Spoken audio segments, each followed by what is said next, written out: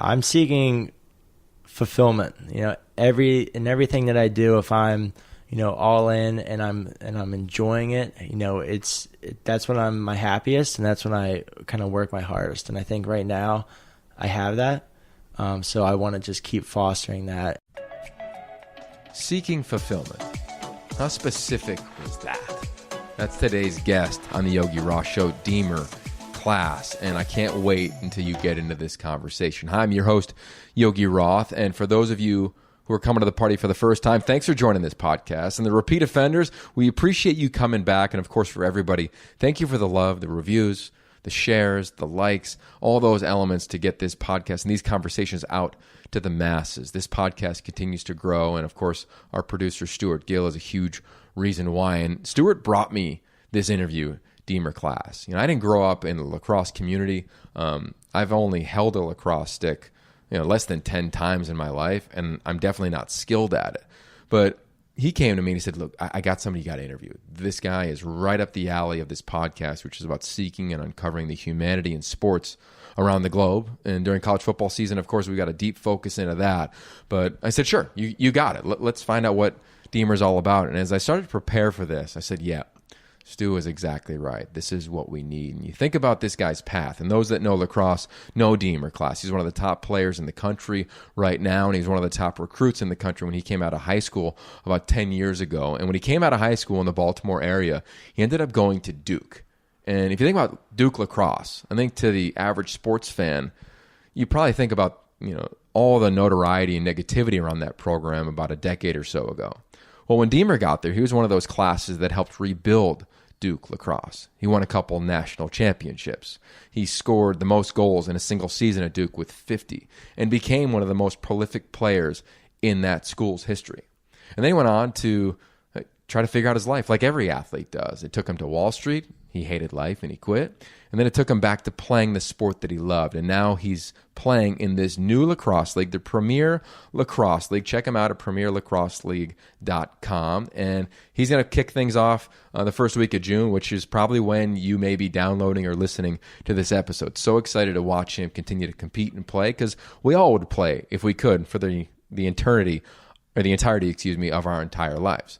But the flip side of Deemer is that he's not just taken from the sport, he's giving back. And I love that about him for a guy who's in his mid-20s who should just be focused on his playing career, is actually coaching. And not just coaching club, but he's on the USC women's lacrosse team staff today, giving back to this sport and teaching the next generation of champions, leaders, student athletes, graduates, the skills that he's learned and now wants to share every single day. And I love that about him and, of course, about his story. And if you know me by now, you know that I'm in love and obsessed with stories specifically around sport. And so is Kona Red Coffee. They're the presenting sponsor of this podcast. And we partnered with them a couple months ago. You probably heard it in the opens or throughout the conversations over the last couple episodes. And I just want to take a second and share a little bit about them, because if you love coffee or if you dig it at all, check out Kona Red Coffee. Just go to konared.com.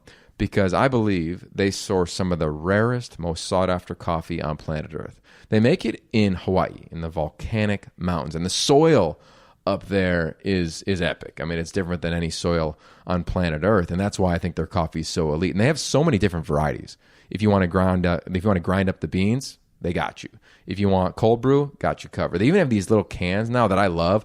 Our fridge is stocked with these cans, and I know a lot of athletes at the professional level are sipping on the Kona Red coffee cans as well. A bunch of different flavors, really tasty, give you a little pick-me-up. But most importantly, why I'm partnered with Kona Red Coffee is that coffee is a catalyst to conversation, period, end of story. And I think whether you are sipping it by yourself and listening to a podcast, potentially this one, you're thinking about questions you're going to ask your friends, your family, the people that you're around day to day.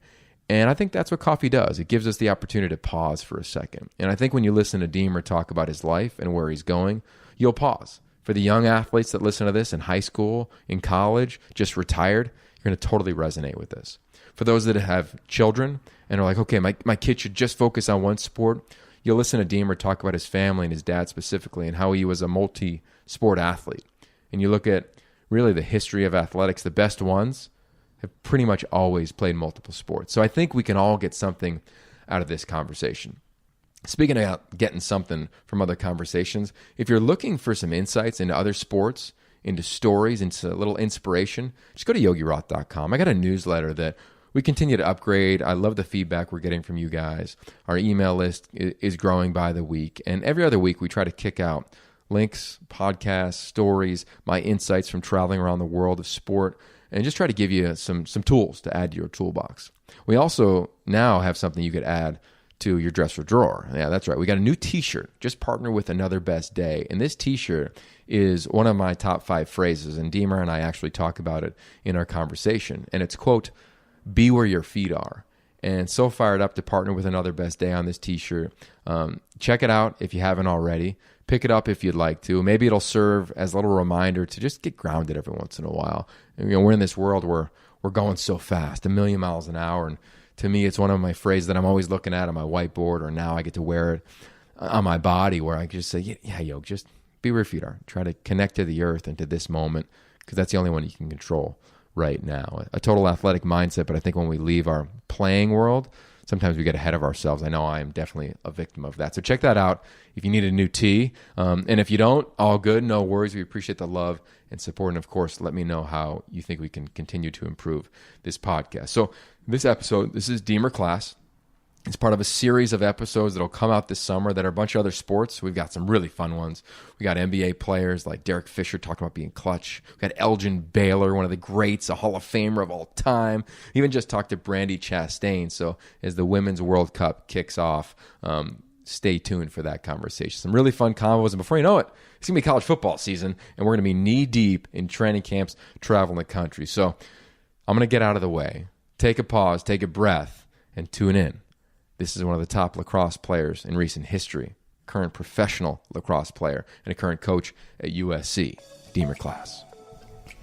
Okay, coming to you live right here in Venice Beach, California. I'm the host, Yogi Roth. This is the Yogi Roth Show, and today I'm joined by Deemer Class. You have, I think, might be the best name to come on this podcast. We've done over 100 episodes now, and I'm part of the weird or interesting name club as well, so I feel like we already have like this kindred connection. Yeah, it's definitely very unique. I get that a lot, but it feels good that my mom decided to call me that. So I love that. All right, so this podcast is all based on a simple question of what does it mean to be human? All right, I love the humanity in sport. I think it cuts across racial boundaries, cultural boundaries, religious boundaries, everything. There's a power to play, power to a ball. I'm curious for you as a lacrosse player. We're going to dive into your story as it's as incredible. When did you first recognize that a ball, whether it was a lacrosse ball or lacrosse stick, could cross over different cultures and boundaries, and specifically within that sport that I think is pegged by a lot of people from the outside as, oh, it's one culture and it's one type of person that plays that game?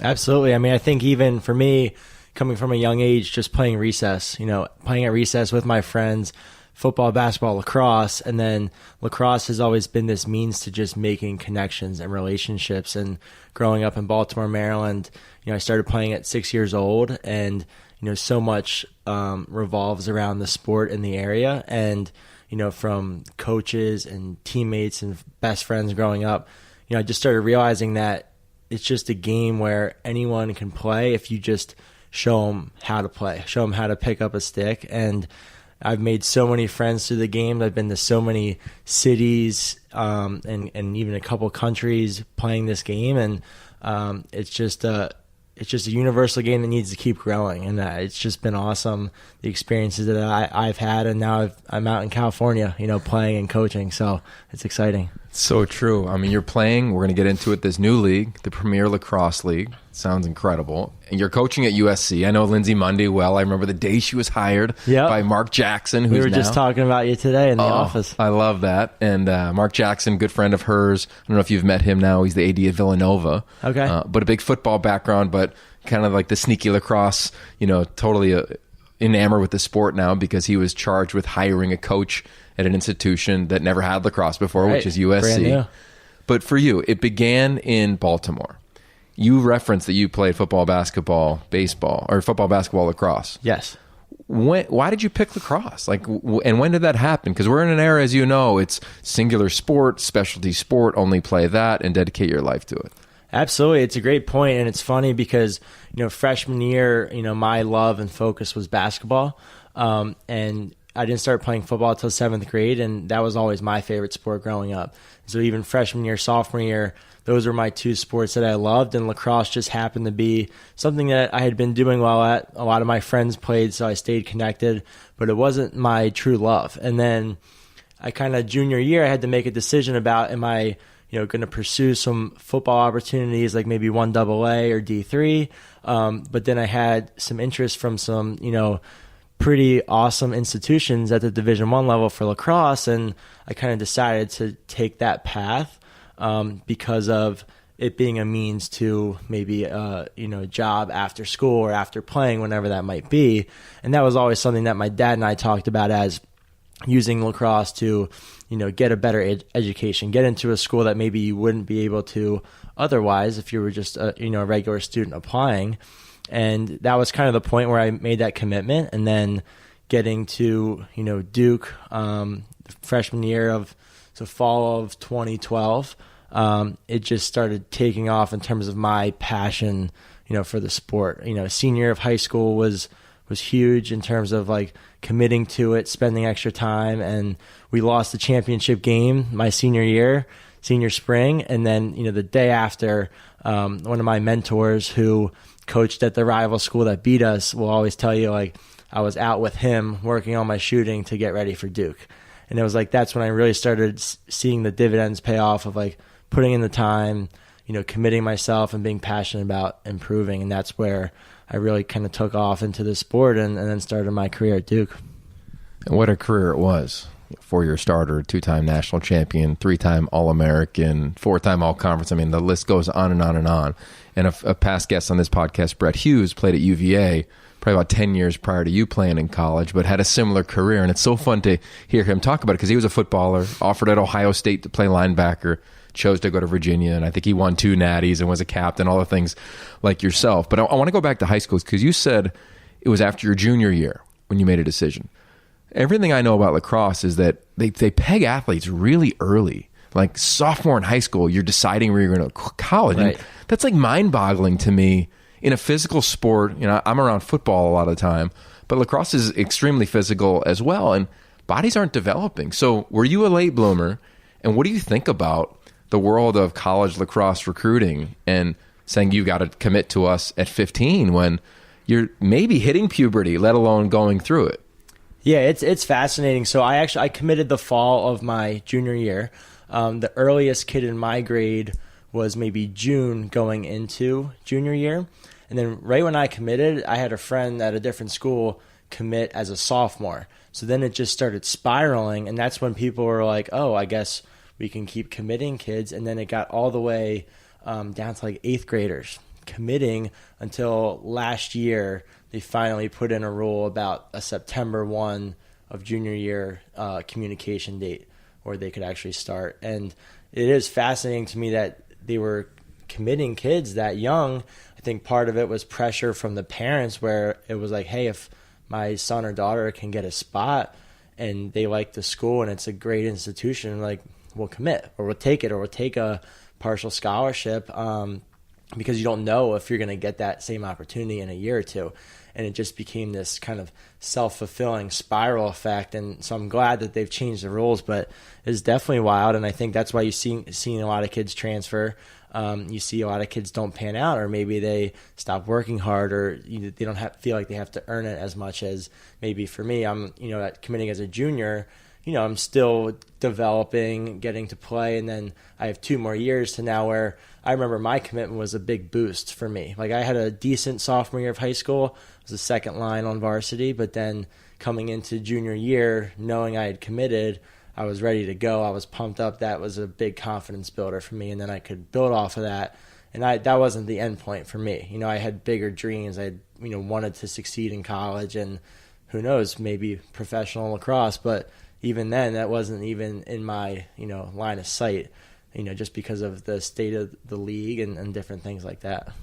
So you were offered by Duke and many other high-profile institutions, and you chose to go to Duke. And you went right after probably one of the darkest times in the sport's history, at least publicly. A lot of people don't know enough about lacrosse in my humble opinion. I'd be curious about yours. What was that like for you to go there after this cloud, regardless of even what happened and the outcome of it, because it went from front page to back page news when you just look at the process of everything that went on there? Why that school? And take us inside, walking onto a campus when I would imagine 9 out of 10 people probably heard Duke Lacrosse around the country and were like, a little shade towards that program. Right. It's something that even still to this day, even when we were there for our 4 years, it was either, hey, like, congrats on the championship last year, or are you part of that, scandal? And it's still to this day, it's kind of an either or, unfortunately, because, they were proven innocent. They were a lot of, proof about how Miss Fairly treated in the whole case, in the whole 9 yards, and you can read about that. For my parents and I, when we got to campus, the interactions with the players and the coaches and how amazing of a job Coach Danowski's done taking that job over when his son Matt was, I believe, still a senior and had 2 years left after that scandal.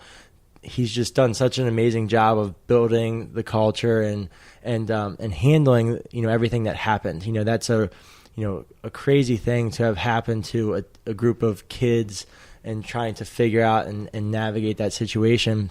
For us, we weren't as much focused on the past. I was excited to be a part of, a program that has had, very strong players and tradition, play in the ACC. And then what I've loved about, the coaching staff and still do to this day is the focus on beyond lacrosse, just, the mental piece, the, tapping into the emotional side of things, teaching us lessons every day about how to be a better man, be a Duke man, as we would kind of describe it. And, being a part of that when I was given that opportunity was really special. I just kind of had that feeling when I was on campus and with the guys that I wanted to be a part of this. And it was cool taking on that responsibility to the guys that had played before us and guys who had played on that team that were affected, that we're getting to represent them and try and continue to make Duke Lacrosse better. And, even when we were in the airport, every chance we had an opportunity to have someone walk away feeling like having a positive image of a Duke Lacrosse player versus maybe what they saw on TV or heard that was not true, but that's just a perception. So, do you think that the sport of lacrosse is misunderstood, accurately portrayed? People are just trying to find answers to what this sport is, because there's a great history to this sport. I mean, you can go all the way back to the Native Americans. I mean, this sport is magic, and it's a founding sport, right, in this country, let alone other places. I'm curious for somebody who's in it and has made it his life's passion. At least you're a young guy, but still, it's been, what are you, 23? You're 25. You're 25, and you first picked up a stick when? 6 years old. Okay, so way more than half of your life. Right. How do you feel about this sport? I do think it's misunderstood. I think that there are certainly, things that have happened. And when you think about, even just look at some of the universities, you could say that, there's more privilege. The diversity in the sport isn't as great. It is also could be it's a more costly sport to start up. So, the thought is that more wealthier families, can get into the game easier. Like, there's easier access. Like, I understand things like that, but there's also a lot of stereotypes too about the athleticism involved or needed to play the sport, which is funny to me because I've played multiple sports. I have, teammates or football or basketball, friends from Duke that have also, they recognize that this sport is actually a difficult sport. You're doing all the things and movements that you are doing with a basketball or a football, but you actually have to catch a smaller ball moving at a faster speed. So I think in that sense, I think some of it is just misunderstood, and I think that that's why, getting stuff more on TV so people can see the actual skill and talent that it takes to play this game is certainly, not one to look over. So I think misunderstood would be my thought when it comes to that. Yeah, and the Premier Lacrosse League, which will kick off in June, I believe is a partnership with NBC. Yes. So you'll see a lot of your games. We'll be watching and cheering for you, of course. You don't know what team you're going to be on yet, though, right? Not yet. Okay. I think they're still about to announce that in the next couple of weeks. I can't wait to track that and follow that. But I want to go to the next phase of your career, because I think in lacrosse, it's one of those interesting sports where you can come in and be a baller different than basketball and football. If I'm talking right now to a 2-time national champion, 3-time All-American in football or basketball, they're probably living in a home that's on the beach and it's in the 7 figures, right? And they're probably making buco bucks in their craft, in their sport. In lacrosse, it's different. It's almost, you can almost compare it to, female basketball to a certain degree, to the WNBA in terms of professional athletes not making the type of money that other professional athletes make. So for you, when your career ends, what's that like? I'm at the, like, you're a 1%er in college lacrosse, in major college athletics. And then it's like, okay, like, what do you do? Like, how do you deal with that reality? And was it a hard one? Yeah, absolutely. So, going into my senior year of college, I had locked in a internship on Wall Street. I was thinking about it like I talked about with my dad growing up. This is a means to better education, getting a job, figuring out what kind of career you want to take, after school, after lacrosse. It didn't really dawn on me to play professionally. I thought about, I've seen guys, make the world team and things like that. So like that's in my mind, but I also realized like, how am I going to make a living and do that? I want to set myself up. I want to have a good career. I want to have a family, like things like that. So, then senior year comes around, have another good year. And then, starting to think about, okay, I'm starting my job in New York. I got a full-time job in New York. And I want to keep playing a couple of games, but kind of at a crossroads now where it's, full-time job, can't practice like I used to. You're not in a team setting because you're not getting paid to play full-time. So it was tough. I'm sitting at a desk, I'm working 60 hours a week, 6 to 6 in New York.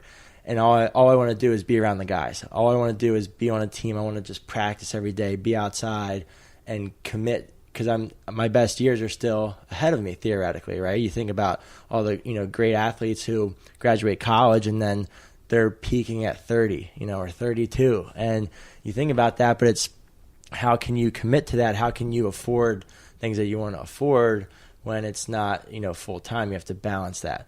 So that was where I'm working in New York a year in. Now I have to make a choice, and obviously I'm here. I've started to commit to lacrosse. But it was not an easy decision. There's a lot to unpack there. There is. So you finished your career. You got this great job in New York. I love your dad already. What's his name? Bill. Bill, okay. I want to meet Bill someday. I'm a huge fan, and I think the roles that parents have in children's lives and athletes. He was phenomenal. Yeah. Is he passed away? No. Oh, he is phenomenal. Sorry. He was phenomenal in that process of always supporting me, not making me do anything, right? Just being there is like, as long as you work hard, my mom's the same way. As long as you work hard, we'll support you, whatever sport you want to play. And I think, I'm biased because I think that was it was all internal motivation. I saw my dad working hard. He works in the produce market. He goes, him and his brothers have a produce business. He goes to work at 3 a.m. every day. He works hard. He's a grinder. So that inspired my kind of work ethic and dedication to something that I love. He loves the produce markets and he works at it. And as long as I was working hard, like I knew he would be proud of me. And so whatever I chose, finance was never something he pushed on me. It was just something I learned about. And then, so yeah, to go on, he's had a really big impact on my development. So did you love finance? I learned a lot. I enjoyed it. I didn't love it. And so for me, that was like the career that I chose. I thought it was almost like, coming from Duke, there's a lot of, in Ivy League schools, there's a lot of people that go into finance. I had a great opportunity. I was working hard at it. I loved the team I was on. I still keep in touch with some of those guys. But I'm sitting at my desk that first year and I'm missing lacrosse. I started my own business on the side, doing some camps that first year, kind of staying involved. But, like you said, like I left and graduated Duke where I'm feeling like I'm at the top of my game and want to keep that going. I'm in New York and it's not panning out to what I want lacrosse wise, and then kind of make that switch. I love that. I mean, your path is one that I think a lot of athletes deal with. And I remember I took my LSATs. Oh yeah, I might as well go to law school because I was the smart guy who played all right and you leverage your career as a player into another career as a professional. I talked to Luke Del Rio, if you know that name. He played college quarterback at a couple different schools and literally just decided that he wants to go coach and took a job at a high school here in Southern California after moving to New York to do the finance thing. And he did the 60-hour thing, and then he did his own podcast and media platform. I was like, man, look, what is my passion? Right. So was there a moment, I mean, I just imagine you, and my brain is probably a cinematic one, of like walking down Fifth Avenue and you're just like, man, I need to coach. Like, did you have that moment in like a tight suit and your tie on and you're rolling your briefcase and listening to your podcast about finance and you're like, man, I need to be around sports? Like, did you have a moment? It was a multi-month process. It was one where I wasn't the happiest, but I was trying to figure out, can I make this work? Is this crazy of me to leave this job that I, spent time networking and getting and interning to get, cutting all ties to just jump back into playing? And like, if I'm playing, how do I make playing work, right? And so coaching, I did lessons throughout college, did some training when I would be back at home with some local Baltimore kids, and I started seeing a need for that when I started doing some clinics. Started seeing a need where if I could pass on some of the knowledge that I got that got me to Duke, or even in high school at a high level school that was nationally ranked in the country. There's kids out there, and the sport's growing, where kids need that coaching, right? And coaches need that coaching. I could pass on, our Duke offense, or I could pass on different things to people who want to learn. And so as I thought about it more, I had a lot of talks with my parents about figuring out a business plan. How do I, make this work where I'm not just jumping into something just, randomly, right? I had a plan. I had some business knowledge from my year in finance to where, okay, like start a website, start an LLC. I had the help of my aunt who does graphic design and really dove full time into it. And I had a structure in place. And right as I left, 1 year and 2 weeks after I started in New York, right as I left, I was on the road traveling. I went to 25 states in a year. Wow. Coaching clinics, small group training with a partner, and now I'm doing it, just by myself. I call it first class lacrosse. But 25 states in a year, 40 plus cities. And it was a blast, and I still do it. And I do it on the side in addition to USC, boys, girls, and it's been awesome. So it's just seeing 8 and 9-year-old kids through college kids and just helping everyone in between, just passing on things that I've learned. That's incredible. And you can find First Class Lacrosse on Instagram, and yourself is 22 Classy, which I love that handle. Okay, so I want to test a theory that I have out on you. I think that athletes, and I was told this when I came out of college, if you have an inkling to coach. If you can live without it, because it's a grind of a career. I think that majority of athletes, we dedicate from 6 for you, for instance, to 22, your life to this craft for the most part. And your passion, your love continues to grow, but clearly you're hooked on for a reason. I think that when our careers end in college, there should be like a gap year, like they do in Europe, and they do that before university, before college. But there should be a gap year where maybe we coach, maybe we go play in Europe, maybe we play, obviously we all want to play professionally somewhere, but somewhere where we can almost decompress and just give ourselves like smaller doses of the game to find out, like, do we need it in our life versus just ultimate cutoff. Right. Because I see a lot of depression, a lot of anxiety, and I'm curious for you, if like when you think and talk to some of your teammates, because you're not that far removed from college, are they miserable? Because I see the path a lot when I talk to guys is, okay, I didn't coach out of college or stay involved in the game, so I got a job for 70 grand on Wall Street. And then I got a raise 2 years later because I'm a badass, and now I'm making 120. And then I got a girlfriend, and then 5 years later I'm married and I'm making 180, and now I'm stuck in a lifestyle. But really all I want to do is coach 8-year-olds, and I do it for free. Right. It's so funny that you say that, because one of the reasons that I made that jump and took that chance was because I didn't want to be 30 in a serious relationship and have someone be like, and now you're going to leave to go follow your passion or coach and totally change your life, and you can't, because you're stuck, you're committed to it. You spent 5 years working up the ranks at whatever job that you're doing. I was like, I'm 24. I just have to provide for myself and figure it out. And then, but to your point though, the coaching piece, I have a lot of friends who played at a very high level who maybe do some camps or do some clinics, but they don't necessarily enjoy the teaching aspect. They don't enjoy, maybe they might, like, it's easy to coach high level kids, right? It's different to coach a kid who's just starting. It's different to coach a kid who maybe won't listen to you to start. You have to break some of those trust barriers down.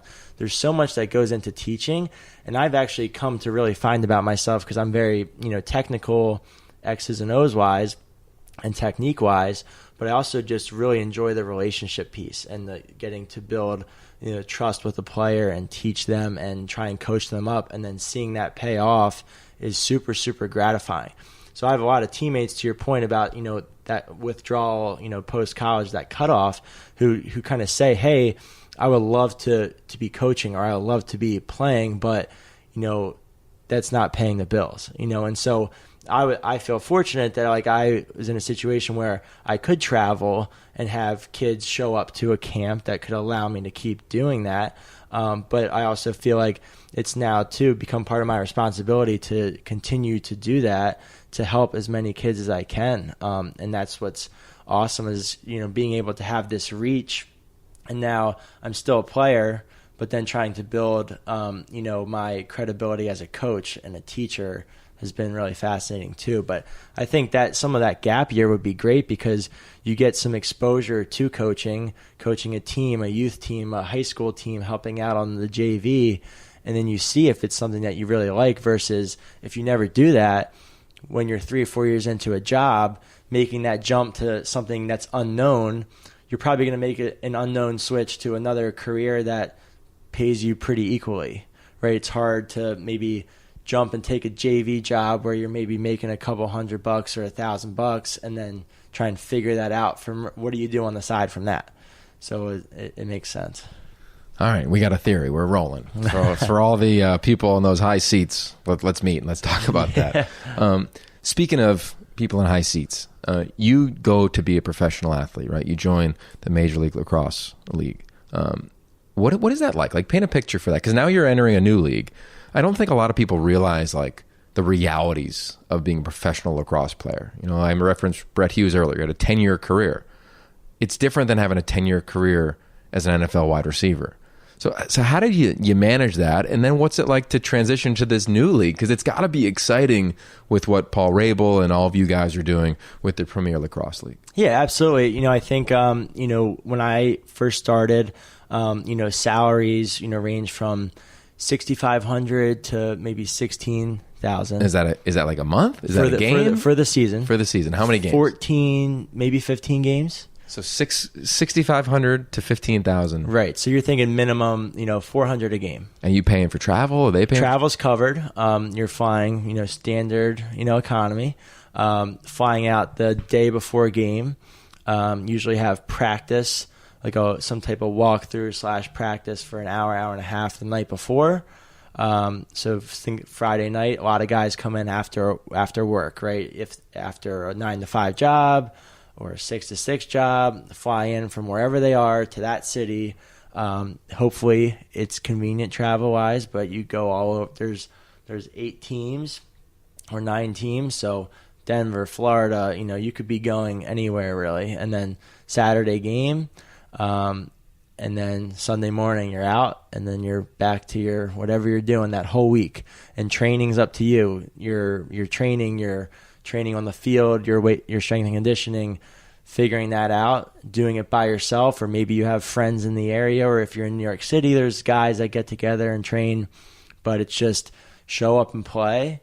If you perform, you're probably on the roster the next week. If you don't, there's always an excess of guys that could be substituting you. And that's what happened. I played my first summer because I hadn't really started full time in New York yet. The year after, I played my first 3 games, 0 points, got, cut off the active roster. And then I'm sitting there figuring out, I'm still working. How do I get back into it? And my response was to leave, commit to it full time, and make a run for the following season. That's amazing. So you talked earlier about when you got offered, you made your commitment after your junior year, you were like, or prior to your junior year, you felt jacked about the sport and your love for it continued to grow. And then you go to college and your love for it grows. And then you leave college and your love for it pulls at you. But now you don't have an acclaimed coach. You don't have any strength and conditioning coach or nutritionist or the stuff that you have when you're at Duke or one of the major programs around the country. So what was your love like? Like, was it tested around the game? Like, did you ever, I think the worst word in the English language around performance is resentment. Like, did you ever have resentment towards the game early on as you were like, man, like, do I want to keep doing this? Like, what was your love like? I didn't have any resentment. I just had a test of like, how much did I really love it? You know, it was like, are you content with your 4 years at Duke? And then it's nothing, right? Whereas I see like growing up, there was guys that are, you know, playing on Team USA and that was even as the professional league wasn't really even a thing, period. It was like club teams in Baltimore and New York, and they would play club leagues, and then they would come down, you know, guys like, you know, and like Gary Gate and different guys. And so with that, it's just like, well, how do I make this a thing, you know, in my life? And so I wasn't like tested. It's just like when I graduated, I was like, I don't want to coach.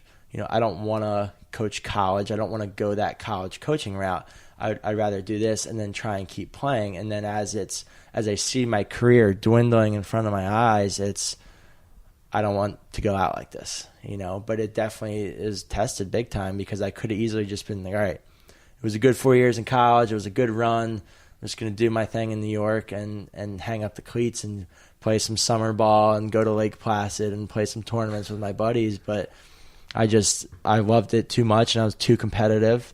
I was really frustrated about how I had resentment and anger that summer where I started those 3 games and did not play how I know I could play.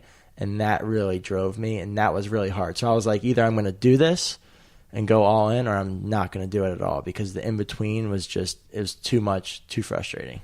Yeah, I mean, what a great lesson on life, right? Like, you want to go for something, like, you've got to cut it loose. You know, Tim Tebow was recently quoted at training camp with the Mets, and it's all about, like, a lot of naysayers are going to tell you to stop. I'm sure there's a lot of people in your world that were like, cool, man, like, you crushed it. Like, just, you got a great job, like, live in New York, go be a baller, do your thing. Yeah, everyone would be like, hey, like, what's this pro lacrosse league? Like, why would you leave this job? Right. And I was like, you know what? Like, I feel confident in my decision. I feel passionate and working hard, and I've actually been able to, in that first year, I worked more hours than I did in New York.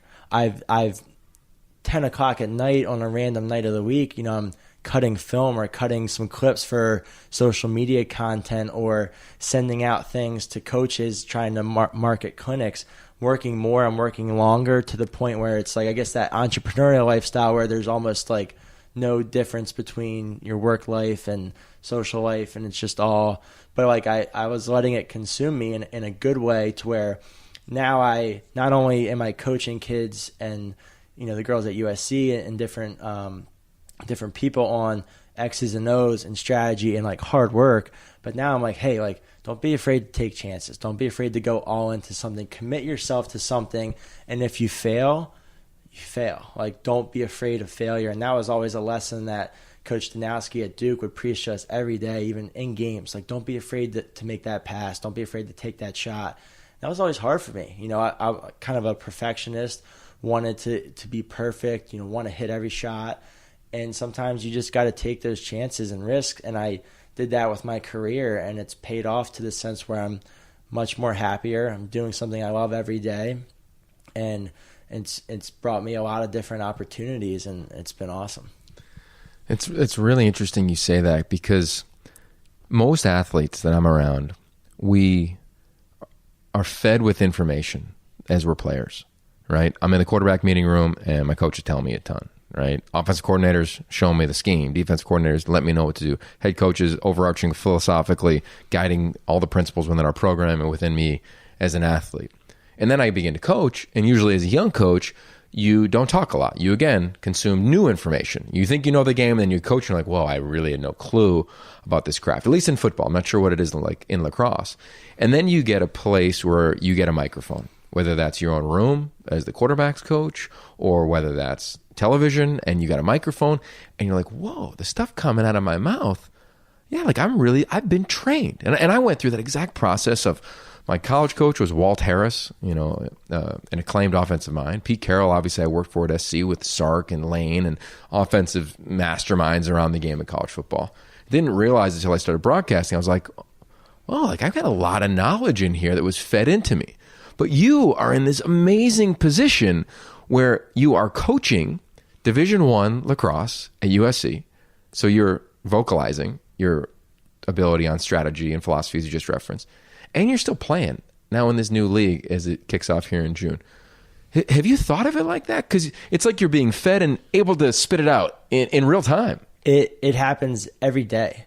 Every day I'm looking at clips. I'm looking at college men's games. I'm watching college women's games. I did it all. Last year I coached at McDonough High School in Baltimore.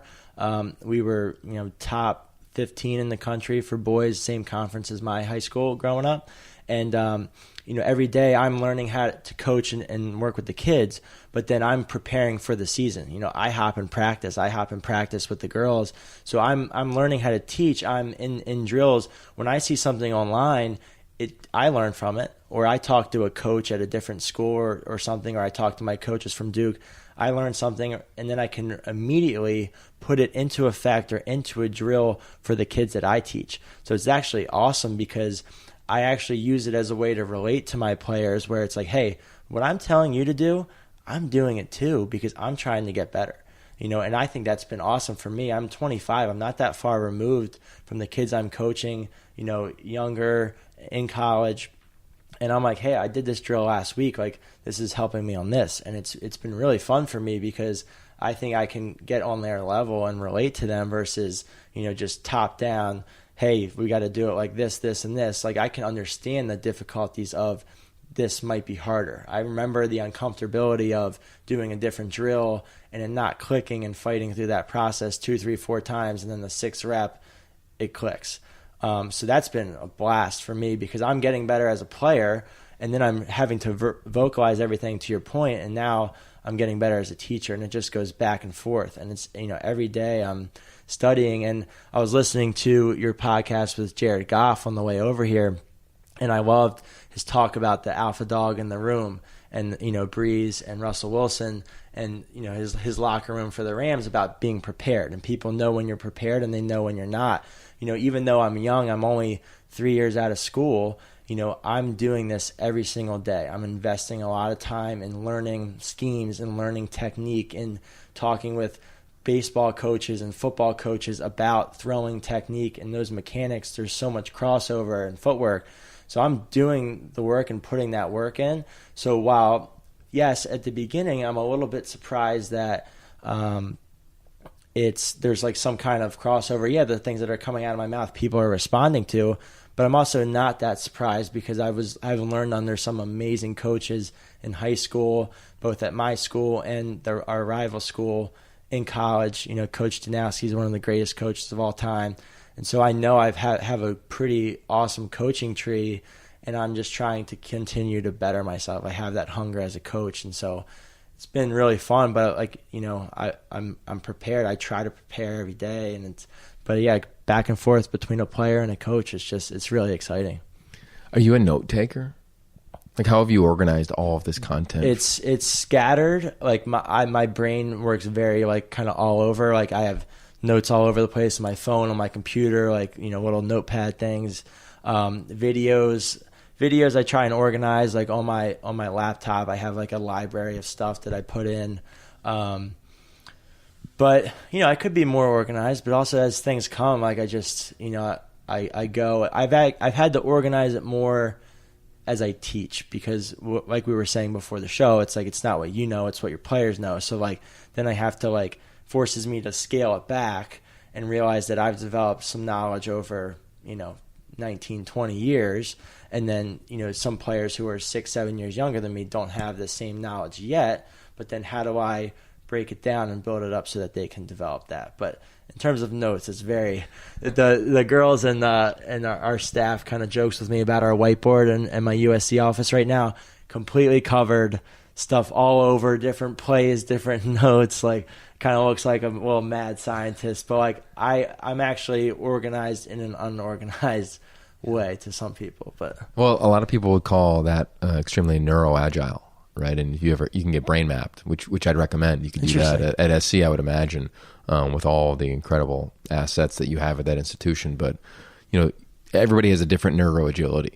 And it'd be interesting, even for yourself, learn the learner, learn the teacher in terms of how and how you think and how you process. Cool. Very cool. Okay, so in the NBA, it's always a big deal when the Spurs are winning because they have a female coach on their staff. The NFL this summer, or the 49ers, I believe, had a female assistant coach in training camp. Stanford Cardinal had a female assistant coach in training camp. Curious for you, as a male, coaching a female sport in college and you being close to their age, what is that like for you as a teacher? And probably more importantly, what have you learned from them around this sport that you've been playing since you were 6? Yeah, honestly, it's been awesome. And I think, the reason I got into the women's game started with, I have 3 younger sisters, junior at USC, freshman at Arizona State who plays on their team, and then a junior in high school who's committed to Michigan. So she's 9 years younger than me, so she's the youngest. And so all the girls that I'm coaching, I started coaching and training their friends last year when I was in Maryland. And then all the girls I'm coaching now are, all their age. So it's kind of been really fun for me in the sense where I think I can relate to them a little bit. I understand my sisters. I've gotten to know the girls on our USC team. In terms of what I've learned, it's just been, it's just been different when you're always playing. I had an all male staff, all the time growing up. I'm playing with, 40 guys all the time. And then just, coaching girls it just made me more, aware of how to interact, not even the differences in saying that there's a difference between men and women, which, you can debate and talk about all that stuff, more just in the sense of, treating, each player as an individual and not, glossing over and saying, I'm going to, talk to all the girls this way or do this. I've just really, invested in my time and trying to get to know each girl on our team and how she responds to different communication, how she responds to being pushed in different ways. And that's been, in terms of what I've learned, is just, I think I've learned to, and it's a different thing every day, just continue to invest in getting to know them as people and players beyond just the field. I think our coaches in college did the same thing for us. I knew they really cared about, relationships off the field and how I was doing in school and things like that, because that has a big effect on how you perform. If you're kind of depressed or you have some family things going on, it's going to show up in your play, and it showed up in my play. But my coaches were very in tune, and I felt very open in sharing that with them. And so for me, I've just tried to keep encouraging them to, open up to me for stuff like that. So that way, I know if they're having a really tough time, I'm going to have to get another person on the team to lift her up. I'm going to have to lift her up. You can't always expect that one person who's going through, an absolutely crappy time is going to be able to power through and stuff like that. So, but it's been awesome. It's been really fun. I think, the girls have been super responsive and coachable and just being able to kind of just bring a different voice and give my experiences. But at the end of the day, I kind of just, say to everyone, I'm like, lacrosse is lacrosse. I do my best to not look at it as women's lacrosse versus men's lacrosse and things like that. And, that's been exciting for me because I just think it's a game. I don't want there to be differences. And, you play basketball the same way you do, play tennis the same way. It's just, that's how it is. And that's how I think it should be. That's well said. I think that, the best coaches I've been around have coached the other side of the ball, whether that's Pete Carroll was an offensive coordinator in college. He's a defensive mastermind. You can go all the way down the list, and a lot of really smart head coaches or mentors will be like, go try the exact opposite of what you just did or what you're accustomed to doing. So I think for you, because we're in this era, like I call your generation and the student athletes at SC and your sisters the iPhone generation, right? Generation Z, like they grew up with an iPhone. You're the first generation to just do, you don't know any different, right? You've had that technology. And there's a different way that the brain consumes information. There's this great book right on my bookshelf called iGen, right? And it's great because it talks about how people think. And sometimes a 17-year-old, your youngest sister, she may be, and not exactly, but her generation or her age or classmates could be at the development in their brain of a 14-year-old. But they're 17 because there's been so much screen time. That's just one example from a variety of different studies. So my question is, have you noticed due to the communication of social media, due to the iPhone generation, have you found kids are more anxious or depressed or can blow with the wind a little differently than maybe you did? And there's the flip side of it. They're more willing to share. They're more vulnerable. I see it in high school football every year when I work with high school kids at the Elite 11 and then broadcasting college games. But I'm curious for you, as coming from an alpha male culture, I would imagine, at Duke in terms of your team winning championships, etc. Now you're coming into the female team at SC.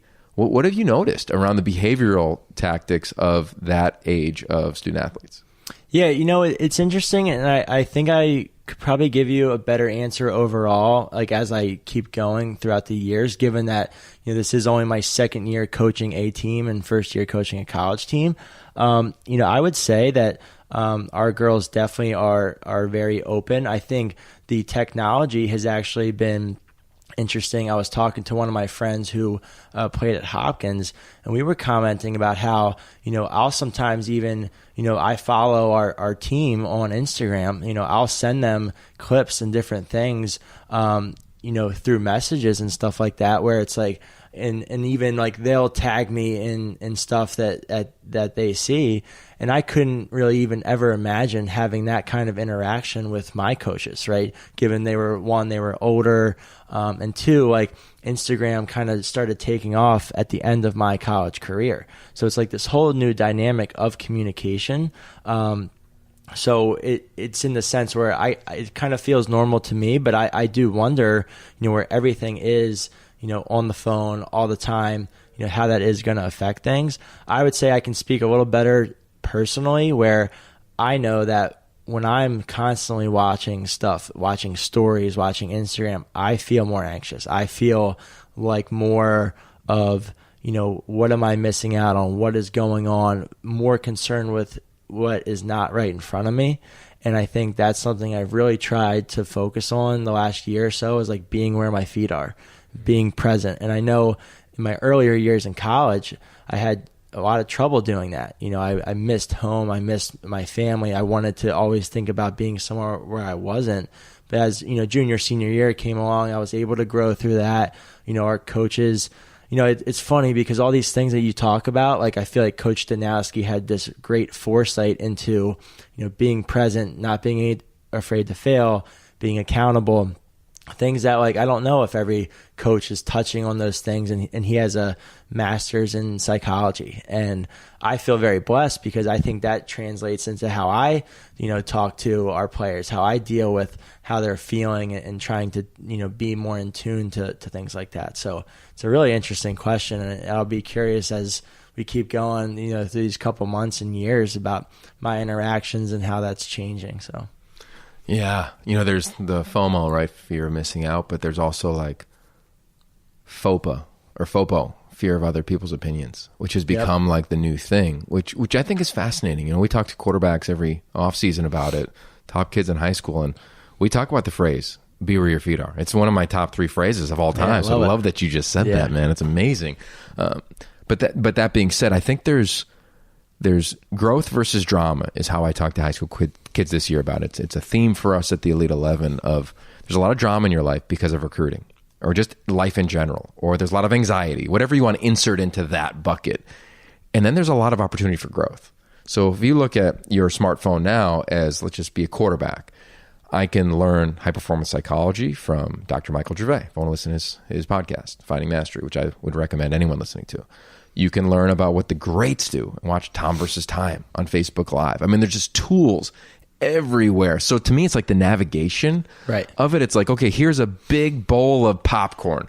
Eat it all, you're going to get a stomach ache. Eat a little, you're going to feel good about life. How do you curate it? How do you focus on, how do you weed out, the crap? And how do you, to me, it's always funny. Like, you could sit there and you could follow a bunch of celebrities, right? And you could just be concerned with reality TV shows or concerned with other people's lives. But you could be concerned with someone's life who, at the same time, you're learning from that they're adding value to whatever you're doing and what lessons are you learning. So it's a hard thing to do, but if you can do it well, the resources that are on the internet are phenomenal. And I always try to post a lot of instructional content on my social media, and even a lot of my friends are like, dude, like if you had this kind of stuff up when I was in high school or whatever, I would have loved these opportunities. And I'm the type of player that would have too, and I think that's probably why I like doing it, because it kind of serves like the purpose of what I would have wanted. But there's just so much out there. It's just like, how do you choose to spend your time? How do you prioritize? And if it's social media, like if you're a parent, like it's hard to to make your kid follow these accounts or this and that, but it is true. Like if you can get some doses of the good stuff, like there's great tools out there. Incredible. We could talk all day, but I want to talk about this new league because I'm pretty pumped about it. The Premier Lacrosse League. I'm around a lot of new leagues. I was just in San Antonio with the Alliance of American Football League. I just interviewed Oliver Luck, who's the commissioner of the XFL. New leagues are popping up in a bunch of sports. 6 teams. Kicks off in June in Boston. Yes.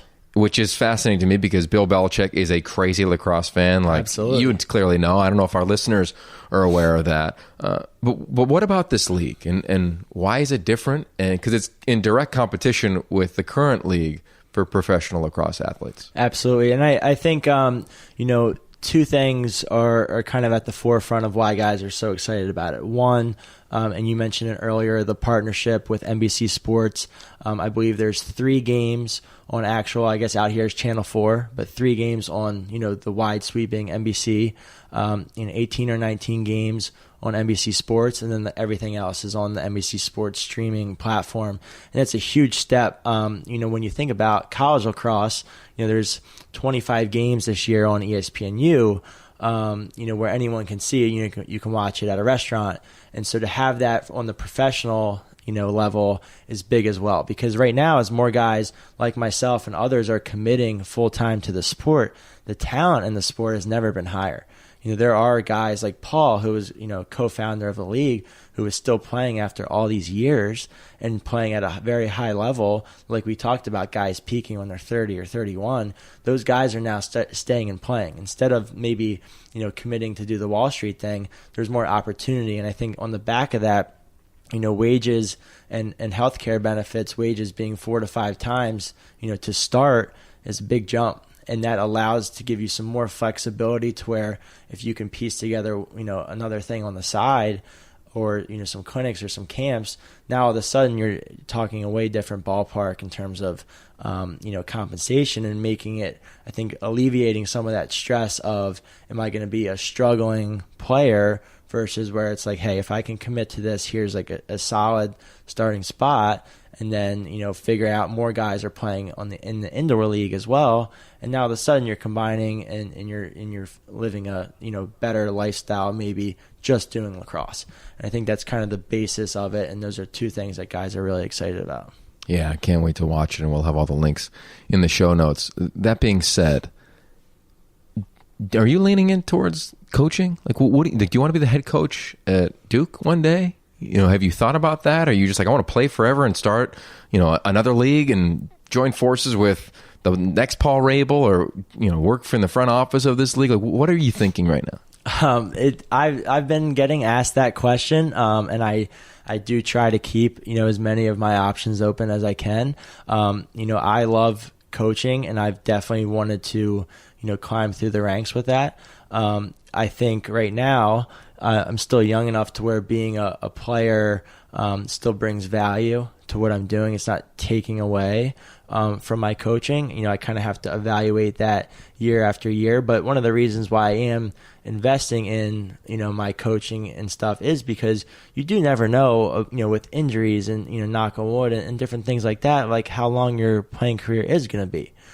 So, I don't want to, just be, a player in the sense where now I'm not, setting myself up and being smart about, 5 years down the line, 10 years down the line. There's still plenty of NFL and NBA athletes who, while they're playing, their careers are 5 years, 10 years, and they still have to do things, and they make, considerably, more as like a base salary, but they still have to set themselves up, with investments and different opportunities down the road. So for me, it would be even more silly, I feel like, to not be thinking about that. And part of that's been with my business on the side of training and clinics and camps. And then the other part has been exploring the coaching world. But, kind of right now, as long as I'm, kind of doing both, it's, I just kind of have to take it, month by month, year by year, and just see. But, I could see myself being at USC for a while. It's been absolutely awesome. Said everyone who moved from the East Coast,